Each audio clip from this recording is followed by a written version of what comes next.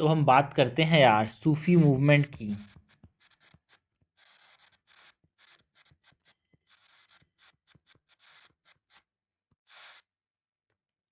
सूफी movement से पहले हम इंट्रोडक्शन की अगर बात करें तो सूफीज़म का मतलब क्या है यार।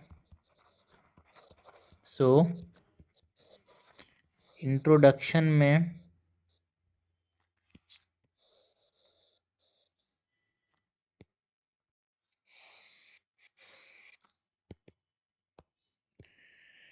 जो सूफीज़म है एक तरह से ये मिस्टिकल फॉर्म है इस्लाम का, जिसमें स्पिरिचुअलिटी, डिवोशन एंड एस्थेटिज्म जो है भगवान के लिए जो भक्ति तो वो इस्तेमाल नहीं करेंगे यहाँ पे। सूफीज़म में एक तरह से डिवोशन की बात की जाती है।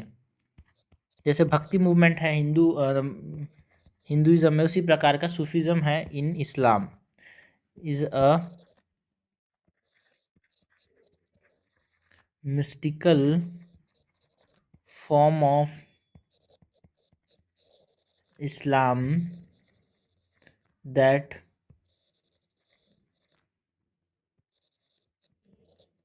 emphasizes on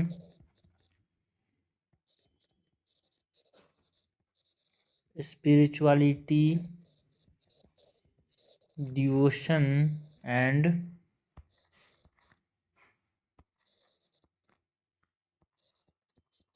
asceticism. And your term है सूफी। The term Sufi comes from सूफ। सूफ मतलब क्या होता है? वूल होता है भाई। मतलब एक सिंपल वुलन गारमेंट्स को यहाँ पे ये रिफ़र कर रहा है ना। मुस्लिम एस्थेटिक्स के अंदर कितना सिंपल रह सकते हो उतनी अच्छी ज़िंदगी रहेगी, ऐसा ये बोलता है यार Sufism. So it is referring to the simple woollen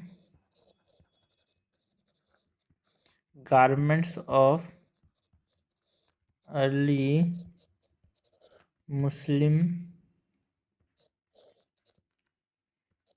aesthetics, and it stress on divine love,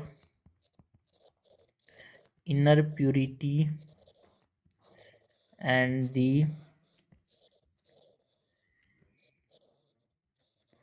realization of good through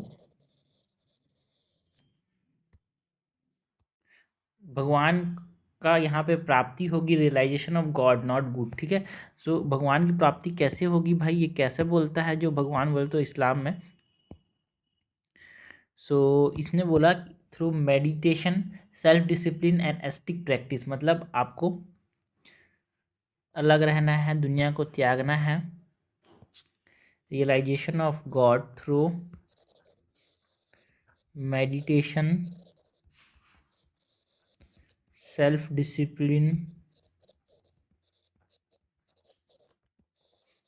and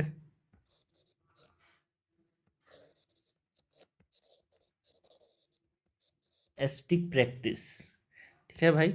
Sufism की बात करें तो it is what, it is a mystical form of Islam, and ये spirituality की बात करता है, devotion की बात करता है, एस्टिसिज्म। एस्टिसिज्म का मतलब क्या है? मोह माया से दूर हो जाना। ठीक है। शादी नहीं करना, घर परिवार से दूर हो जाना, त्याग कर देना, ये सब को एस्टिसिज्म बोलते हैं यार। पैसे के पीछे नहीं भागना। सो ये जो सूफिज्म का जो सूफ है, सूफ मतलब क्या होता है? इसका मतलब था वुल। वुल मतलब जो ऊन है, वहाँ से ये सूफिज़्म का सूफ वर्ड आया है।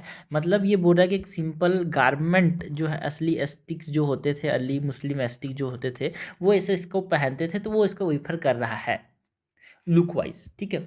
नाउ की कॉन्सेप्ट ऑफ, अगर हम सूफिज़्म की बात करें, की कॉन्सेप्ट ऑफ सूफिज़्म की अगर हम बात करें,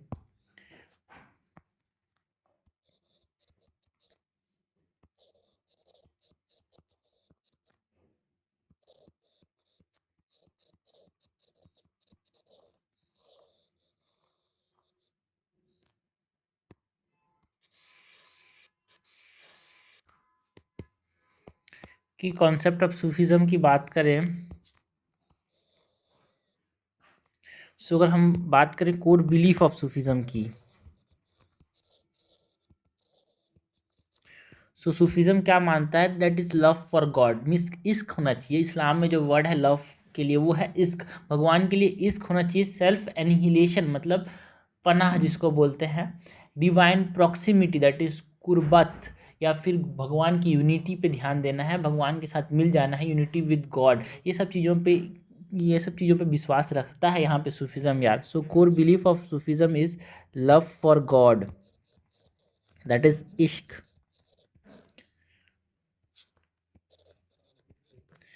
सेल्फ एनिहिलेशन, खुद को त्याग देना, ठीक है, जो चाहत होती है या फिर जो ख्वाहिश होती है, इसको यहाँ पे जो टर्म दिया गया है इस्लाम में वो है फना। एंड डिवाइन प्रॉक्सिमिटी, जो टर्म यहाँ पे दिया गया है इस्लाम में, दैट इज कुर्बत। And unity with God.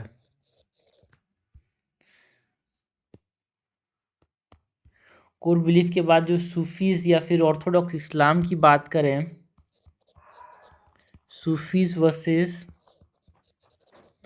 Orthodox इस्लाम, तो जो सूफीज हैं दे फोकस और इनर स्पिरिचुअलिटी, बट जो ऑर्थोडॉक्स इस्लाम है वो एक्सटर्नल कंडक्ट पे, ठीक है, भगवान के लिए कुछ करने पे ध्यान देते थे, बट ये बोलते थे अंदर से भगवान की प्राप्ति होगी, सूफीज्म वाले। So Sufis focus on inner spirituality, whereas orthodox Islam emphasizes on external conduct। अगर हम प्रैक्टिस की बात करें, सो सूफीज़म के अंदर क्या क्या प्रैक्टिसेस हमको देखने को मिलते हैं यार। सो प्रैक्टिसेस में बात करते हैं, जो सूफीज़म वाले हैं ये फास्टिंग करने पे ध्यान देते हैं, चैरिटी पे, मेडिटेशन पे, जो खुद की जो इच्छा है उसको सप्रेस करने की बात करते हैं। म्यूजिक्स जो है डिवोशनल म्यूजिक, लाइक जिसको हम कव्वाली बोलते हैं इस्लाम में, सम्मा बोलते हैं, ये सब चीज़ों पे यहाँ पे ये इन सब प्रैक्टिसेस पे ध्यान दिया जाता है सूफीज़म के अंदर। सो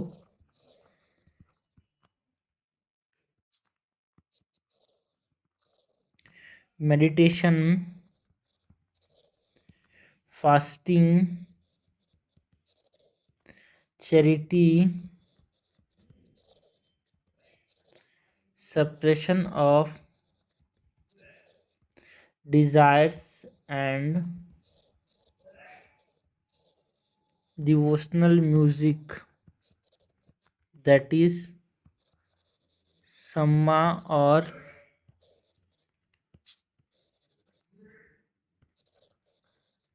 क्वाली।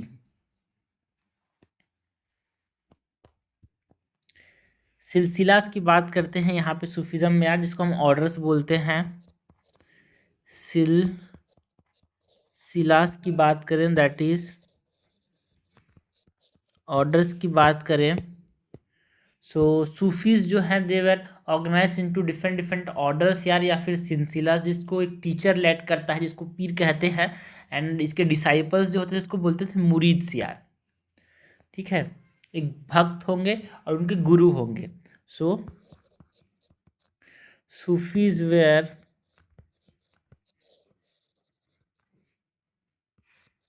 organized into orders that are known as silsilas, that is led by peer or teacher with murids which are disciples। इसके बाद यहाँ पे कानखास होते हैं। जो कानखास हैं वो क्या हैं भाई, कानखास are what, this are hospices. कानखास are hospices that are the centers of learning, preaching, and spiritual gatherings। ठीक है, जहाँ पे आप सब लोग इकट्ठा होते हैं, सब लोग सीखते हैं, उसको हम कानखास या फिर हॉस्पिसेस बोलते हैं यार। ठीक है। सो की कॉन्सेप्ट अगर हम बात करें यहाँ पे की कॉन्सेप्ट ऑफ सूफिज्म, तो यहाँ पे हम बोलते हैं कोर बिलीफ की बात करें। सो कोर बिलीफ में यहाँ पे कौन कौन से बिलीफ हैं यार? It beliefs on love for God, self annihilation, divine proximity, unity with God. And अगर हम बात करें सूफीज वर्सेस ऑर्थोडॉक्स इस्लाम की, तो यह बात करता है अबाउट इनर स्पिरिचुअलिटी की एंड एक्सटर्नल कंडक्ट की। प्रैक्टिसेस की बात करें तो यहाँ पे चैरिटी, फास्टिंग, मेडिटेशन पे ध्यान देने की बात करते हैं। सिलसिला से फिर ऑर्डर्स की बात करें तो यहाँ पे जो ऑर्डर्स हैं उसको सिलसिलास कहा जा रहा है। टीचर कौन है? पीर। पीर को टीचर कहा है, उसके जो डिसाइपल्स हैं उसको मुरीद कहते हैं। कानखास की बात करें तो कानखास में हॉस्पिसेस कहते हैं भाई, मतलब this are the centre of learning, preaching and social spiritual gathering यार। ठीक है, तो हमने बात की अबाउट की कॉन्सेप्ट ऑफ सूफिज्म। नेक्स्ट हम बात करते हैं about the spread of Sufism in India की।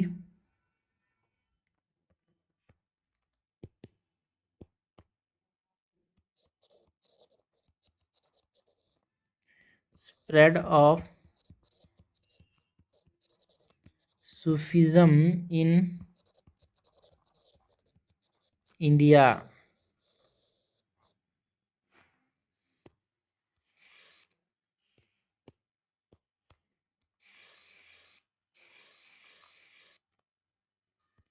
Spread of Sufism in India के अंदर जो इस्लाम था वो कब आया था इंडिया में? 7 to 8 सेंचुरी में आया था यार। कैसे? अरब ट्रेडर्स के through.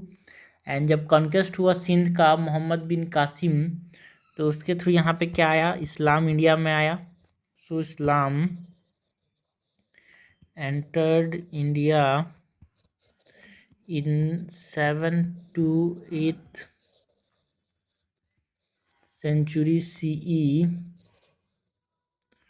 through Arab traders and the conquest of Sindh by Muhammad bin Qasim।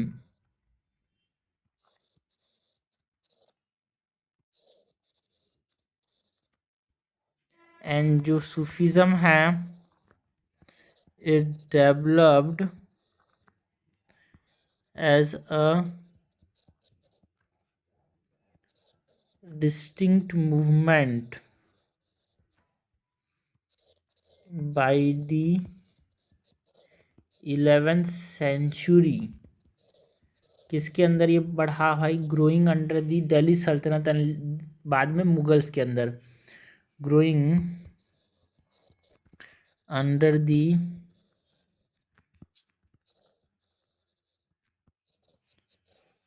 Delhi सल्तनत and later the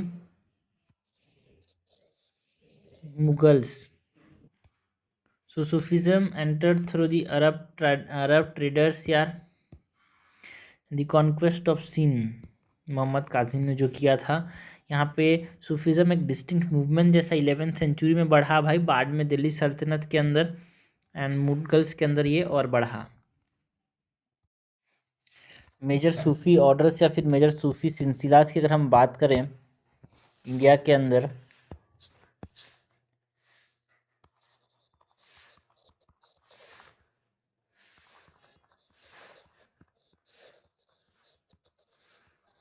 major Sufi orders और सिलसिलास। In India.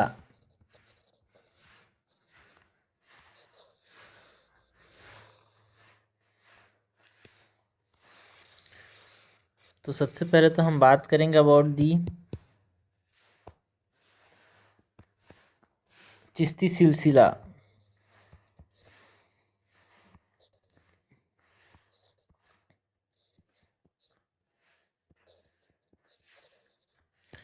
ये जो चिश्ती सिलसिला है इसको किसने स्टार्ट किया था भाई?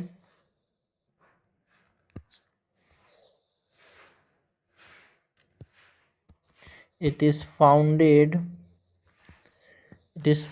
बाय अबू इसाक सामी, जो कि अफगानिस्तान में पैदा हुए थे। अबू इसाक सामी कब? 1930 AD, हेरात अफगानिस्तान में पैदा हुए थे ये। एंड फाउंडर इंडिया में कौन थे भाई? ख्वाजा मोइनुद्दीन चिश्ती से, तो चिश्ती सिलसिला कहा जा रहा है इसको।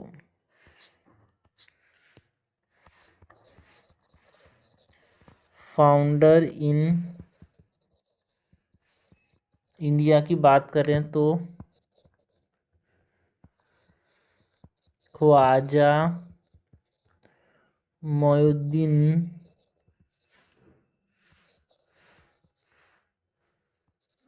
चिश्ती, जो कि अजमेर में यहाँ पे 13th सेंचुरी में पैदा हुए थे। एंड इन्होंने किस चीज़ पे एम्फेसाइज किया?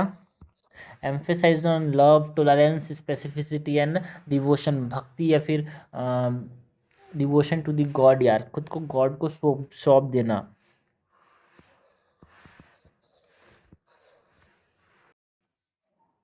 So this Chishti Silsila emphasized on love, tolerance, simplicity and devotion to God.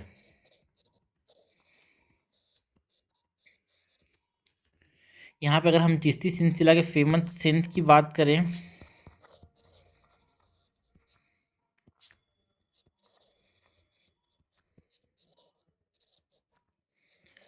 So famous cents के अंदर हम बात करते हैं कुतुबुद्दीन बख्तियार काकी की, बाबा फरीद की एंड निज़ामुद्दीन औलिया की। कुतुबुद्दीन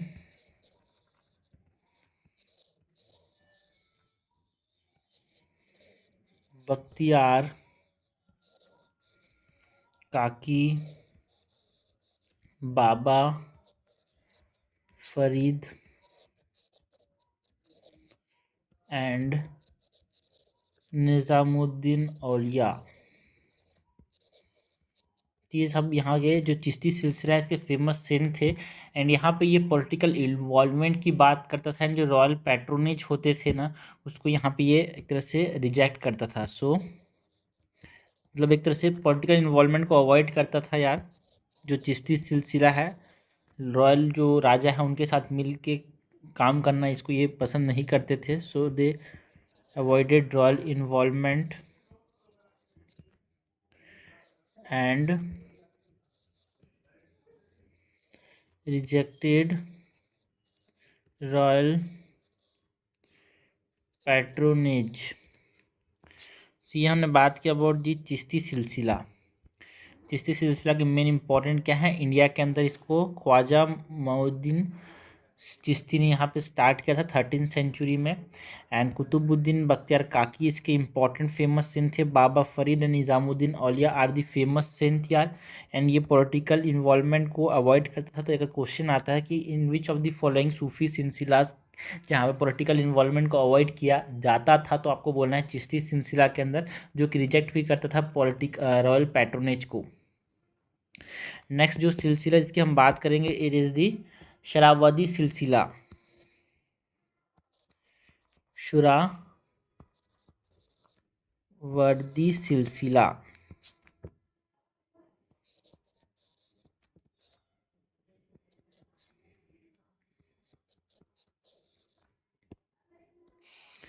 ये जो सुहरावर्दी सिलसिला है, इसके फाउंडर की बात करें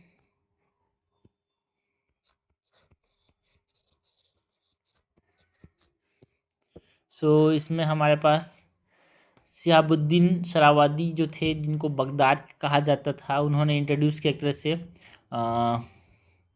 मतलब इन्होंने फाउंडर थे ये सरावदी सिलसिला के, बट इंडिया के अंदर बहाउद्दीन ज़ाकिरिया ने इसको यहाँ पे स्टार्ट किया था एक तरह से। शिहाबुद्दीन शुरावादी जो कि बगदाद में यहाँ पे पैदा हुए थे, जो कि इराक में है। एंड इंडिया के अंदर कौन इंट्रोड्यूस किया था? Introduced in India by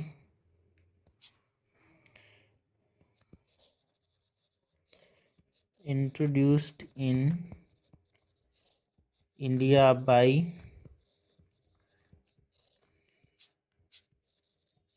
Bahauddin Zakaria. And ये एक तरह से जो स्टेट पैट्रनेज है उसको एक्सेप्ट करते थे, and they are associated with Muslim aristocracy, जो राजा लोग थे उनके साथ एसोसिएटेड थे। तो आपसे कोई पूछा जाएगा भाई क्वेश्चंस में कि कौन सा ऐसा सिलसिला है, सूफी सिलसिला, जो कि एक्सेप्ट करता था स्टेट पैट्रनेज को, तो आपको बोलना है शरावादी सिलसिला। So it accepted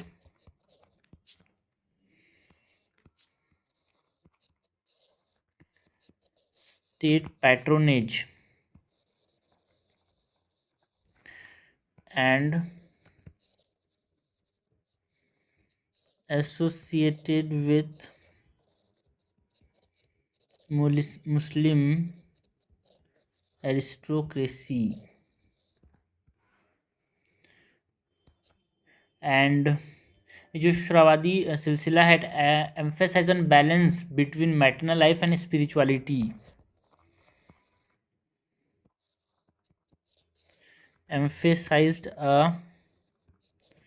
balance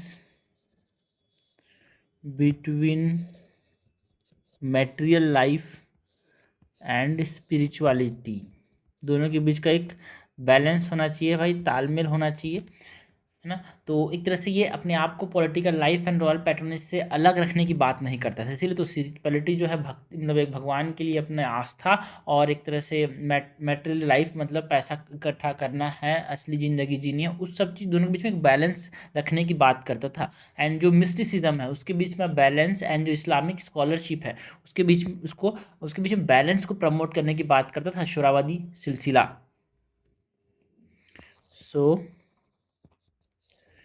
promoted a balance between mysticism and Islamic scholarship।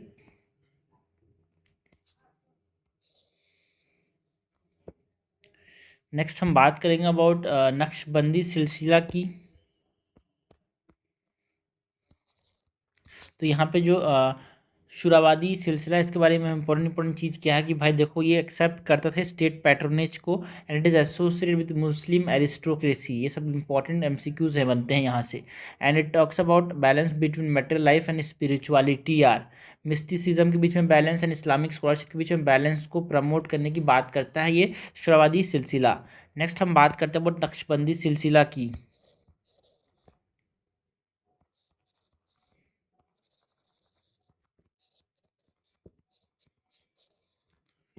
Naqshbandi सिलसिला मतलब this are the order size, इसके कुछ टीचर्स होते थे जो इन्होंने फाउंडर किया, और इसके कुछ भक्त होते थे डिवाइन, मतलब जो है ना फॉलो करते थे इसको। नक्शबंदी सिलसिला की बात करें तो it is founded by Khwaja Bahauddin Naqshbandi, ठीक है, जिसने स्टार्ट किया, उसके नाम पे सिलसिला चला। Founded by Khwaja Bahauddin Naqshbandi, and ये फैला हुआ था, मतलब स्प्रेड इस इंडिया के अंदर कैसे फैला भाई, by Sheikh Ahmad Sirhindi, spread in India by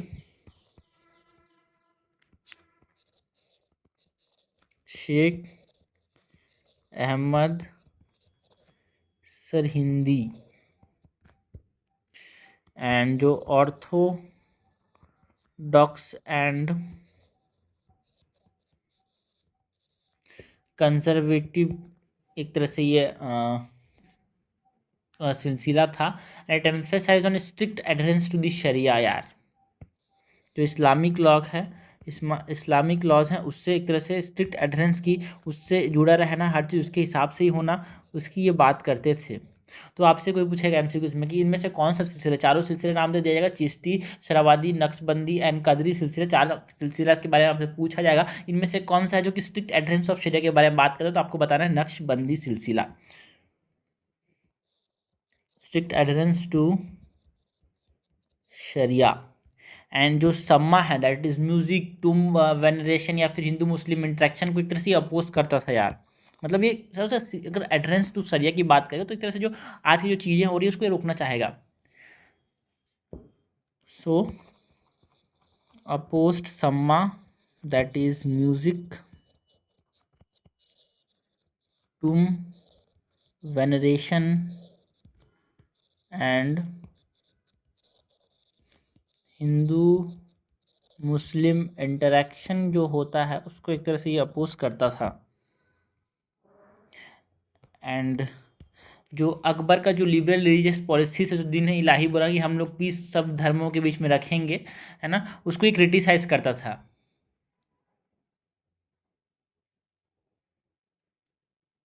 okay, क्योंकि अकबर एक तरह से लिबरल थे, तो उस सिलसिला के लोग जो थे उन्होंने अकबर को क्रिटिसाइज़ किया, और एक तरह से जहांगीर जो थे वो इस सिलसिला को फॉलो करते थे, तो उनको एक तरह से उन्होंने यहाँ पे सपोर्ट किया। और जो गुरु अर्जुन को जो एग्जीक्यूट कर दिया जहांगीर ने, मतलब जो गुरु अर्जुन को यहाँ पे जो मार दिया था उसको सपोर्ट किया किसने, नक्शबंदी सिलसिला ने।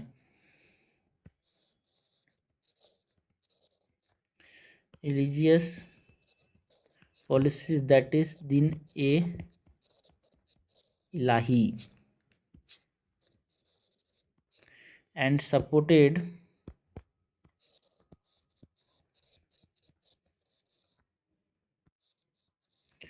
Guru Arjan's execution under Jahangir. And जो व्यू था इनका, जो relation between God as a master slave under Chishti, है ना, लोअर बिलव्ड कॉन्सेप्ट है, ठीक है। मतलब यहाँ पे जो चिश्तीस थे वो क्या मानते थे कि लवर और उसके लव करने वाले के बीच में जो रिलेशन है वो होता था चिश्ती सिलसिला के अंदर, बट जो नक्शबंदी सिलसिला है उसे मास्टर स्लेव, बाकी सब लोग स्लेव होंगे और उसका मास्टर कौन होगा यहाँ पे जो गॉड है वो। तो जो नक्शबंदी सिलसिला है, और आपसे कुछ मास्टर स्लेव का जो कॉन्सेप्ट है, रिलेशनशिप है, वो मास्टर और स्लेव के बीच का जो रिलेशनशिप है ऐसे कौन बताता है, तो नक्शबंदी सिलसिला। लवर एंड बिलव, है ना, प्रेम और प्रेमिका के बीच का जो रिलेशनशिप है वो कौन बताता है, एक तरह से चिश्ती सिलसिला। दोनों का कॉन्सेप्ट को समझना भाई, यहाँ पे की टर्म्स इंपॉर्टेंट है, ये टर्म्स को आपको समझ आना चाहिए, यही आपसे पूछा जाता है, ठीक है। सो यहाँ पे नक्शबंदी सिलसिला it viewed the relationship with God as master and उसका स्लेव। बट जो चिश्ती सिलसिला है वो कैसे मानते थे भाई, जो रिलेशनशिप होगा वो कैसा होता था यहाँ पे, इट इज़ लवर एंड उसको जो लव करने वाले, ठीक है। तो ये रिलेशन आपको समझना, लवर एंड बिलव्ड का जो रिलेशन था वो चिश्ती सिलसिला में हमको देखने को मिला, मास्टर और उसका स्लेव का जो रिलेशन था वो हमको नक्शबंदी सिलसिला में देखने को मिला। नक्शबंदी सिलसिला को फाउंड किसने किया था, ख्वाजा बहुद्दीन नक्शबंदी, जो कि स्प्रेड इंडिया में कौन किया था, शेख अहमद सिरहिंदी। एंड ये जो थे ऑर्थोडॉक्स एंड कंजर्वेटिव थे, ये अड्रेंस टू शरिया, जो शरिया इस्लामिक लॉज है उसके साथ एकदम अड्हेयर करने की बात करते थे और उसमें जुड़ा रहना है। एंड जो सम्मा है जिसको म्यूजिक बोलते हैं, टूम वेनरेशन एंड हिंदू मुस्लिम जो इंट्रैक्शन है उसको ये अपोज करते थे जो नक्शबंदी। तो सिर्फ दिया ऑर्थोडॉक्स ना, दे आर ऑर्थोडॉक्स और कंजर्वेटिव यार, सिंपल सी बात है, तो एक तरह से इसको नकारेंगे ही, ठीक है। तो हमने बात की नक्शबंदी सिलसिला। नेक्स्ट जो हम बात करेंगे सिलसिला की वो है, हम बात करेंगे अबाउट दी कादरी सिलसिला।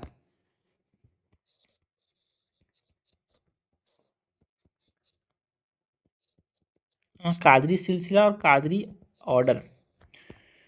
सो जो कादरी सिलसिला है, it is introduced in India during Mughal rule. Qadri सिलसिला कब आया भाई इंडिया में? मुगल रूल के समय आया। कादरी सिलसिला introduced in India during Mughal rule. And इसको लेड कौन करते थे? शेख अब्दुल कादिर, जो कि यहाँ पे है ना मियान मीर बोलते हैं। वो भी एक तरह से स्पिरिचुअल मेंटर थे दारा सिखो एंड जहानारा बेगम के। तो ये यहाँ पे इम्पोर्टेंट है। कादरी सिलसिला it is led by Sheikh Abdul Qadir and Mian Mir, जो कि यहाँ पे मियान मीर के करीब आपसे पूछा जाए कि मियान मीर कौन थे, तो he was the spiritual mentor of Dara सिखो, नाम तो सबने सुना है, एंड जो जहानारा बेगम इनके मेंटर थे, इनके गुरु थे। एंड एक तरह से किस पे भी विश्वास रखते थे यार? दे बिलीव इन वहादत अल वाजूद, मीन्स यूनिटी ऑफ बीइंग, है ना, एक तरह से God and creation of one, भगवान के एक क्रिएशन है, इस चीज़ पे ये विश्वास रखते थे। सो बिलीव्ड इन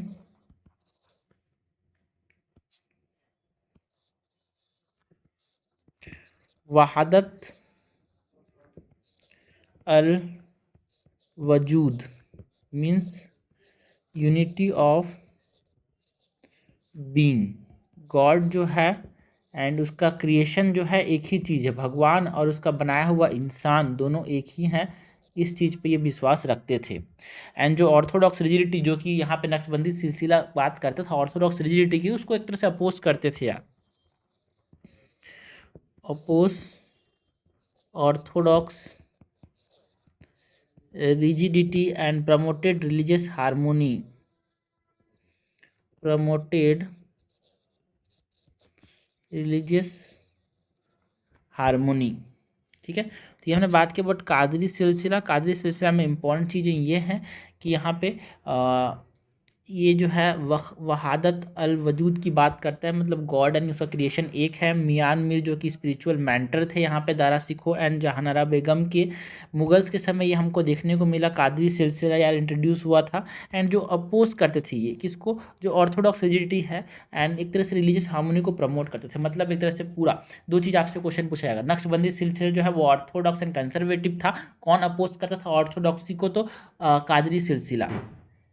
ठीक है, नक्शबंदी सिलसिला ये talks about adherence to the sharia law, strict adherence की बात करता था। बट जो कादरी सिलसिला है वो बात करता था भाई रिलीजियस हार्मोनी की, कि जो नक्शबंदी सिलसिला है वो हिंदू मुस्लिम इंट्रैक्शन को एक तरह से अपोज करता था, बट हाँ कादरी सिलसिला जो है वो प्रमोट करता था रिलीजियस हार्मोनी को। सो नेक्स्ट हमने ये चार सिलसिलास की बात की भाई। ठीक है, हमने बात की अबाउट चिश्ती सिलसिला, शुरावादी सिलसिला, नक्शबंदी सिलसिला एंड कादरी सिलसिला। नेक्स्ट हम बात करते हैं about the impact of Sufi movement यार।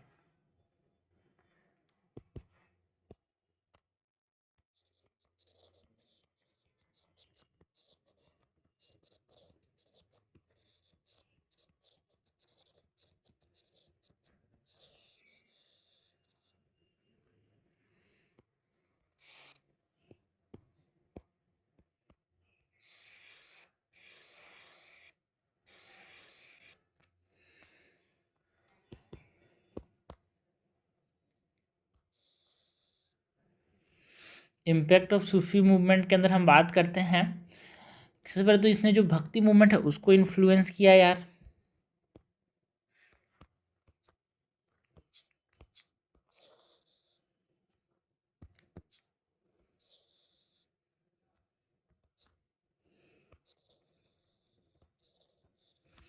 इन्फ्लुएंस ऑन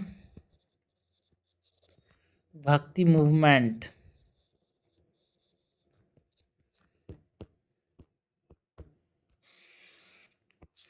सो जो लिबरल एंड जो अनऑर्थोडॉक्स नेचर है सूफिज़्म का, उसने एक तरह से मेडिवल भक्ति सेंट्स को भी यहाँ पे बढ़ावा दिया कि देखो वो लिबरल हो रहे हैं, बोल रहे थे हिंदू मुस्लिम सबका धर्म एक बराबर ही है। तो ये भी यहाँ पे जो हिंदू जो भक्ति सेंट्स थे वो भी यहाँ पे इन्फ्लुएंस हुए थे, जो लिबरल आइडियाज़ थे, अनऑर्थोडॉक्स नेचर था सूफिज़्म का, उससे यार।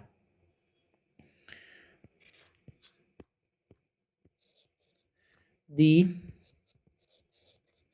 liberal and unorthodox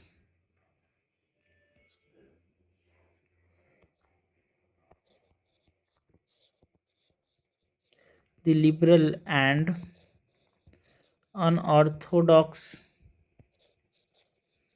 nature of Sufism deeply influence medieval भक्ति सेंस एंड मुगल पॉलिसीज को कैसे इन्फ्लुएंस किया सूफी मूवमेंट ने यार, वो हम देखेंगे यहाँ पे। So it also influence on Mughal policies की अगर हम बात करें,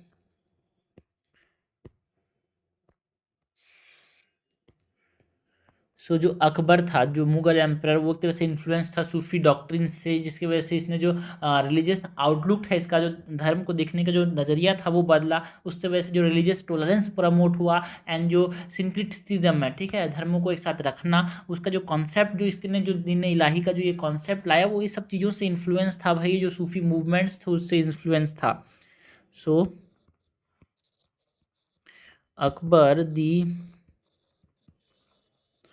Mughal emperor was influenced by Sufi doctrines, shaped his religious outlook and policies,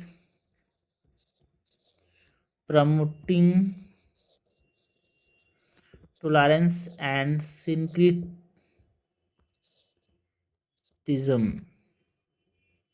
इस जो सूफी मूवमेंट था उससे एक तरह से हिंदू मुस्लिम हारमोनी भी देखने को मिला यार इसकी वजह से।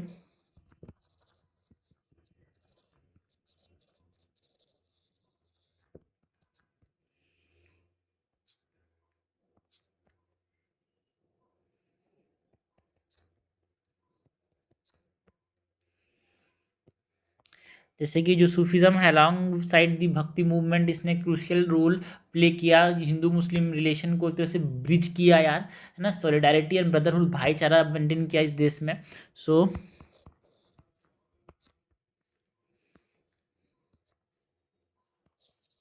सूफिज़्म alongside the bhakti movement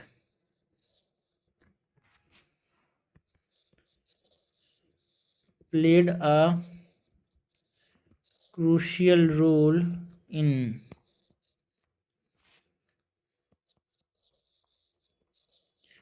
bridging Hindu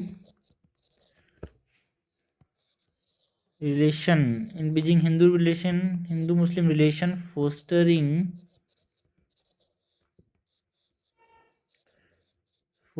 solidarity and brotherhood। Okay,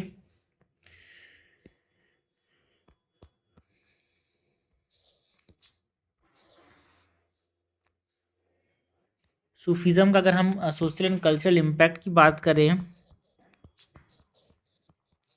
social and cultural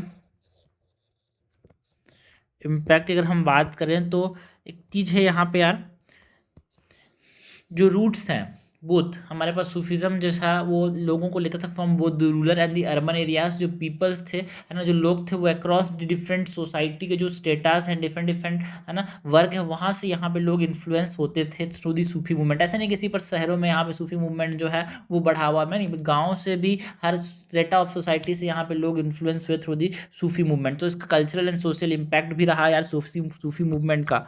so to roots in both rural and urban areas, influencing people across different strata of society। And जो religious formalisation था, orthodoxy, hypocrisy है ना, उसको एक तरह से ये reject करता था यार। एंड ये एक तरह से स्पिरिचुअल ब्लिस को एंड अल्टीमेट अपने पास अल्टीमेट गोल क्या है, चाहे वो हिंदू है चाहे मुस्लिम हो, मोक्ष की प्राप्ति है ना, लिबरेशन की प्राप्ति यार, भगवान की प्राप्ति एक तरह से सबसे सबसे बड़ा एक गोल था। तो वो हमारे पास पाने की कोशिश करना चाहिए। यहाँ पे जो रिलीजियस फॉर्मलाइजेशन की यही करने से भगवान मिलेगा, ये ऑर्थोडॉक्स है, ये हिपोक्रेसी है, ये धर्म अच्छा है, ये जो कॉन्सेप्ट है इसको एक तरह से ये रिजेक्ट करता था। रिलीजियस फॉर्मलाइजेशन को यहाँ पे ये रिजेक्ट करता था यार, दोनों रिलीजियस चाहे भक्ति मूवमेंट हो चाहे सूफी मूवमेंट। तो यहाँ पे इसका एक इंपॉर्टेंट ये सोशल एंड कल्चरल इम्पैक्ट था। ये Sufi movement rejected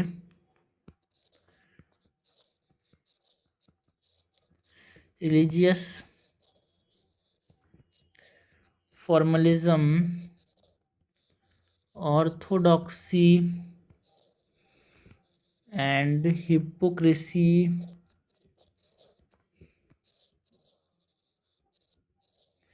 promoting spiritual bliss as the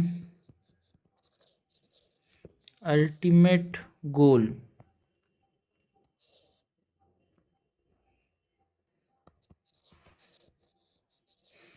And he advocated peace, harmony, and moral obligation during time of political conflict। Okay, so social and cultural impact में हमने बात की about कि ये दोनों urban areas local areas दोनों को ये अफेक्ट करता था। जो रिलीजियस फॉर्मलाइजेशन है उसको ये रिजेक्ट करता था, ऑर्थोडॉक्सी को यहाँ पे ये नकारता था, हिपोक्रेसी जो चलती थी उसको यहाँ पे ये रिजेक्ट करता था। ठीक है, ये बात करता था यार सूफी मूवमेंट जो है हारमोनी की, सबके शांति की बात करता था, पीस की बात करता था, सबके मॉरल ऑब्लिगेशंस होते हैं उस चीज़ पर फोकस करना चाहिए पॉलिटिकल कन्फ्लिक्ट के समय। तो ये इसका social and important cultural impact रहा है सूफी मूवमेंट का। इसके अलावा जो सबसे इंपॉर्टेंट यहाँ पे हम बोल सकते हैं कि जो सूफी मूवमेंट लाया वो रिलीजियस टॉलरेंस लाया। ठीक है, सो टॉलरेंट रिलीजियस प्रैक्टिसेस जो आए सूफी मूवमेंट का एक इम्पॉर्टेंट रोल रहा है इसके बीच इसके आने का। सो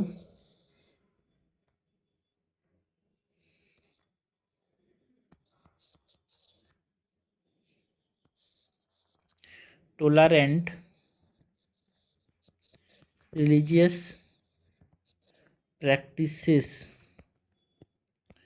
सो इसने जो हिंदू मुस्लिम के बीच में जो प्रिजुडिसेस थे, जो बायसेस थे, उसको एक तरह से कम किया इंटरफेथ इंटरेक्शन बढ़ा के। सो हेल्प, सूफी मूवमेंट ने हेल्प किया रिड्यूस दी हिंदू मुस्लिम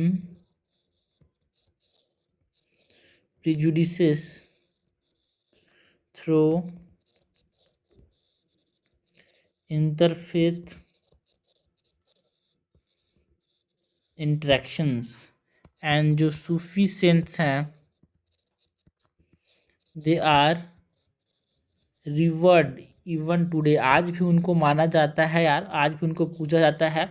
उनके जो टूम्स हैं है ना, उसको एक तरह से पिलग्रिमेज साइट्स के तौर पे इस्तेमाल, मतलब पिलग्रिमेज साइट्स के लिए यूज़ किया जाता है। भक्त जो है हिंदू हो चाहे मुस्लिम हो, दोनों यहाँ पे उनका एक तरह से वहाँ जाते हैं यार। ठीक है, so tombs are pilgrimage sites for both Hindus and Muslims, ठीक है। सो इसने क्या किया, एक तरह से रिड्यूस किया हिंदू मुस्लिम प्रेजुडिसेस को। So this are the impact of Sufi movement यार, ठीक है। It influence bhakti movement, influence Mughal policies, Hindu Muslim harmony लाया, सोशल एंड कल्चरल इम्पैक्ट भी रहा इसका, टोलेंट रिलीजियस प्रैक्टिस लाने में हमारे पास जो सूफी मूवमेंट है उसका एक इंपॉर्टेंट रोल रहा ना। यहाँ पे जो सूफी टर्म्स हैं वो भी हमसे क्वेश्चन पूछे जाते हैं यार, यूपीएससी टर्म्स से बहुत क्वेश्चन पूछती है, ठीक है। तो यहाँ पे हम इंपॉर्टेंट सूफी टर्म्स देखेंगे एंड उसका क्या मतलब होता है उसकी बात करेंगे।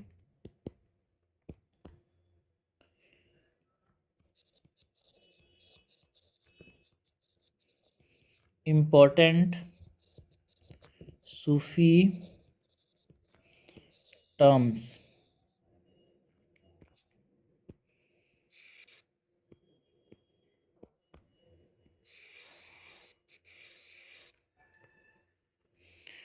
जिसमें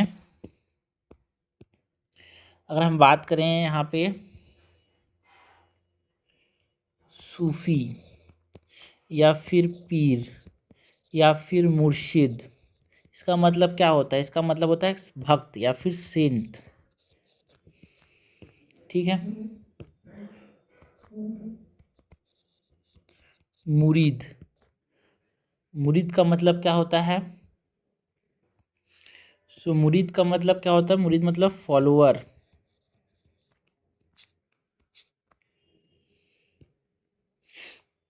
इसके बाद अगर हम बात करें खानकास की, सो खानका means what, it is the Sufi residence, जहाँ पे वो रहते थे उनको खानकास बोलते थे, या फिर हॉस्पाइस, जहाँ पे वो रहते थे उनको क्या बोलते थे, खानकास।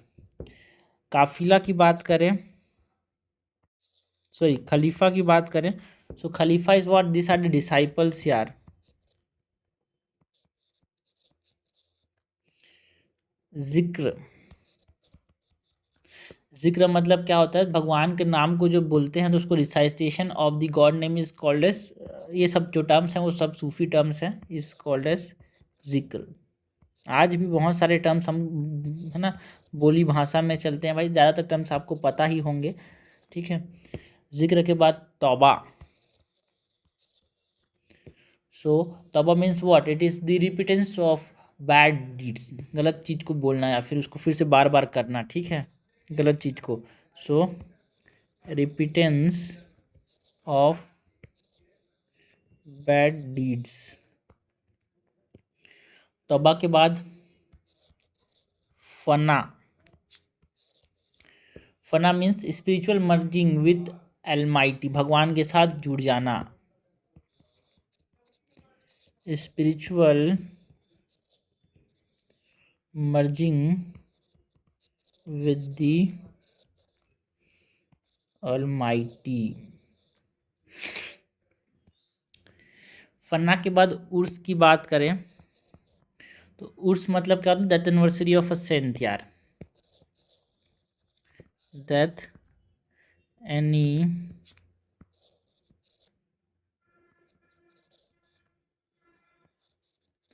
Death anniversary of a saint. सम्मा की बात करें तो सम्मा में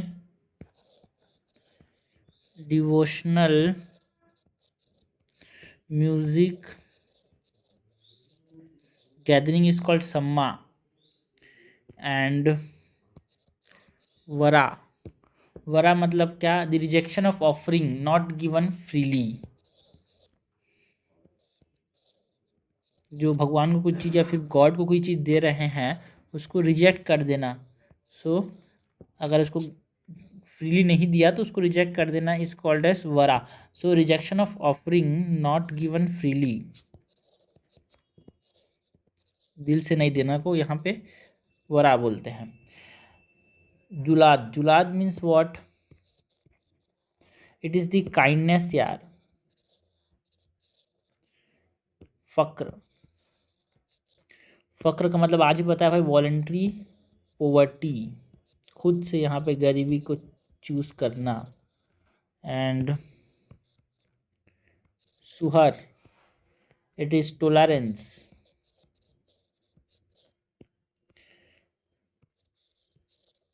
खौफ means it is fear of God. आज भी ज़्यादातर टर्म्स इस्तेमाल होते हैं, तो कोई नया चीज़ नहीं लगेगा, है ना। तवक्कुल मीन्स कमिटमेंट।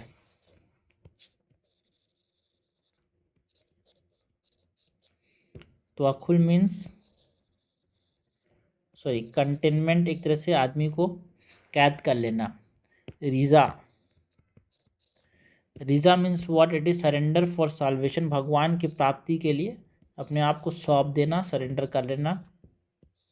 इसीलिए तो कोई कानून गलती करता है, इसीलिए अपने आप को सौंप देता है, तो उसको कैसे साल्वेशन मिल जाए। जिजरत, जिजरत means what, it is the visiting saint tomb. अगर आप किसी सेंट जो है सूफी सेंट, उसके टूम को आप जा रहे हैं, मकबरे को आप विजिट कर रहे हैं, तो उसको बोलते हैं मैं जिजरत करने जा रहा हूँ। So visiting saint tomb. And बाशरा,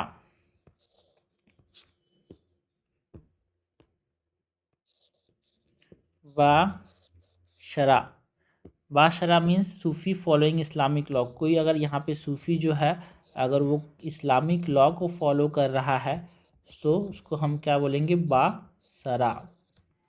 and बीशरा किसको बोलेंगे,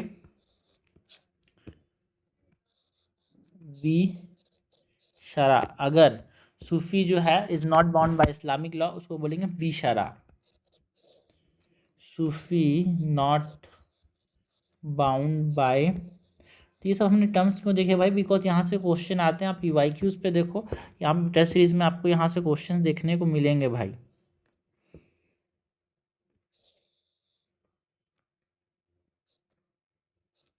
ओके, तो हमने बात की बहुत इंपॉर्टेंट सूफी टर्म्स की, है ना, जो इम्पैक्ट रहा सूफी मूवमेंट का, उसकी बात की। चार इंपॉर्टेंट सिलसिलास की बात की, चिल्सी सिलसिला, शुरावादी सिलसिला, नक्शबंदी सिलसिला एंड कादरी सिलसिला। उससे पहले हमने spread of Sufi movement in India की बात की यार, कि कॉन्सेप्ट जो सूफीज़म की बात कर, क्या क्या कॉन्सेप्ट की बात करता है, कोर बिलीफ क्या है, ऑर्थोडॉक्स वैसे सूफ़ी की बात की। प्रिट्टी से सिलसिलास एंड खानकास, जो कि रेसिडेंस हैं जहाँ पे सूफ़ी रहते हैं, जहाँ पे लर्निंग करते हैं, प्रीच करते हैं, उसको बोलते हैं, है ना। इंट्रोडक्शन में देखा कि सूफी मूवमेंट क्या है। So this is all about Sufi movement यार।